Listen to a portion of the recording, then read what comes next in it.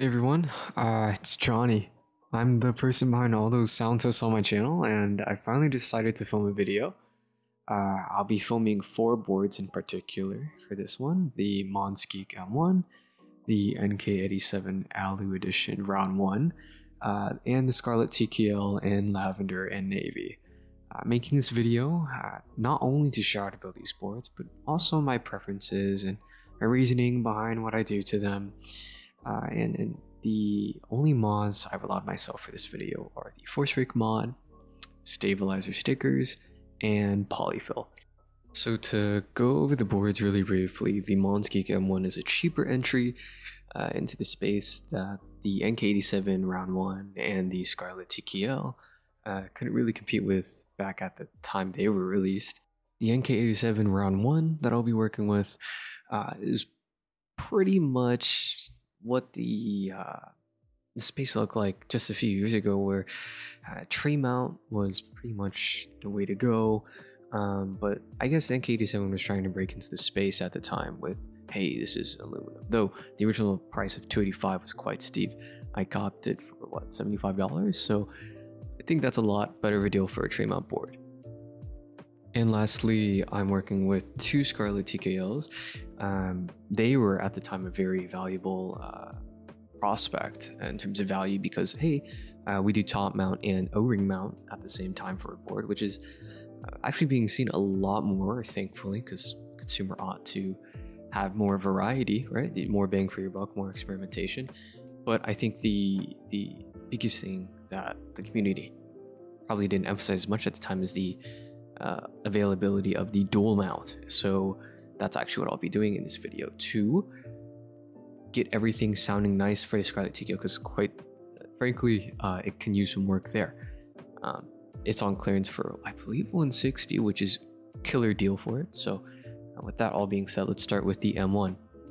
So the first thing I did for the M1 is actually clip these standoff points or whatever they are.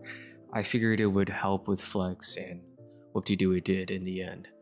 Here I'm just installing the stabilizer stickers, and my reasoning behind installing them is that it's not necessarily I want a dampened sound. It's more that when I don't install them, I usually have more issues with the stabilizers. A higher chance of ticking, sometimes rattling. You know, that 1 or 2 millimeters really does make a difference in terms of like really making sure that thing is secure. That's what I really care about. And of course, less ticking. So anyways, the stabilizers, I lube them the way Alex Otis does. He has a great video on them, and you could go watch that if you want to know how to do it.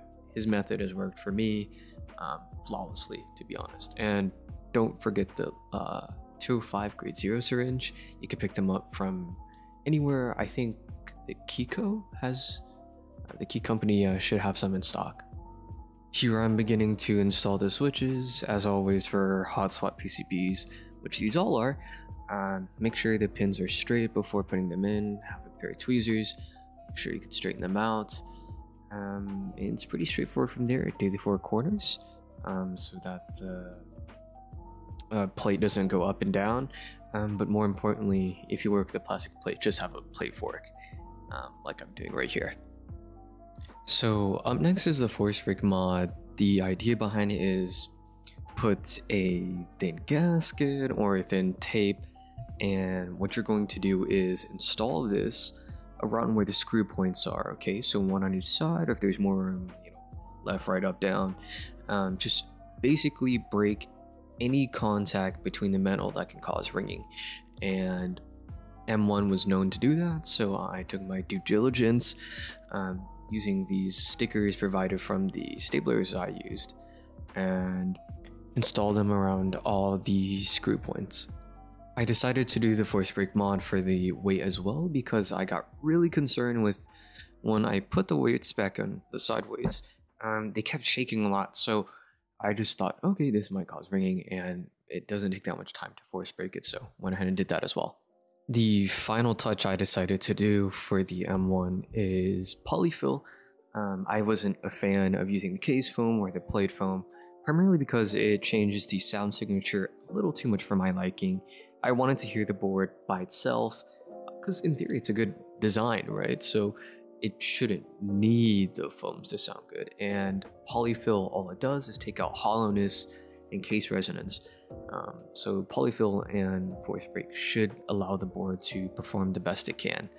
And right here, all I'm doing is fixing a bent pin after testing the keyboard in VIA, looking for any dead switches. More often than not, it's always 90% of the time a bent pin. So I went ahead and fixed that and it worked again. So same as the Monsgeek M1, we're working on the NK87 now. I'm installing the switches one by one. For the NK87, there was actually a silicone dampener, which I opted not to use, primarily because it really killed the sound of any switches. But I needed something that could basically make up for the fact that that thing is a ping monster. There's so much case resonance if there's no silicone dampener, so I instead opted for a ton of polyfill, and that did the same amount of eliminating case resonance without completely compromising the sound of the board. So I finished the board by doing the tray mount screw-ins, and then I guess I should add that I highly recommend the polycarbonate plate instead of the alu plate. It really helps, and it didn't even need the silicone plate foam to sound good. And here I am installing switches for the Scarlet TKL now. This is the Lavender one. I'm putting gap minis in it. Same process as usual. Scarlet also needed the force break mod, so I went ahead and did a similar trick. You can already see the polyfill on the board because I'm going to use that instead of any plate foam or case foam to try to preserve the integrity of the keyboard's sound signature. And a little note for the dual mount, I'm pointing to the 2 spacebar screws for the top mount. I highly recommend to unscrew these. What this essentially does is that everything else will be dual mounted, as in gummy plus top mount, but removing those 2 spacebar screws removes this this pinging that I heard when hitting the spacebar, and makes it more of a gummy O-ring sound there in particular. Now we're coming up on our last board, the Navy Scarlets. I have some switches here from Custom Keyco. They gave me some hollow halos to try out. They sound amazing. Obviously, you'll hear them in the sound test, but they look pretty. Now they're installed on the board.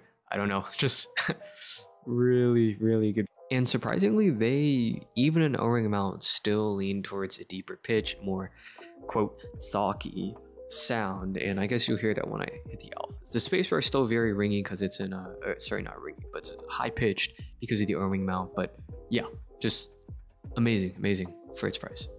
So here, all you're seeing me do is get the board in top mount configuration. The O-ring is already wrapped around the plate PCB assembly.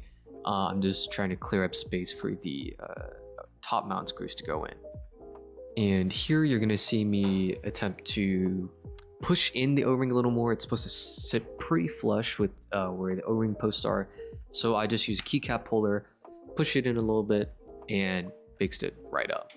Shouldn't be an issue, and once you do this, should have a nice dual mounted board. Last part, as always, is adding the polyfill. It's also already force broken, and I actually used a little more polyfill than what you see here, just because I wasn't necessarily happy with the tiny bit of case resonance left. But yeah, polyfill did the trick, kept the integrity of the switches sound, and made a pretty banging board. So with that being said, please enjoy the sound test of the 4 boards.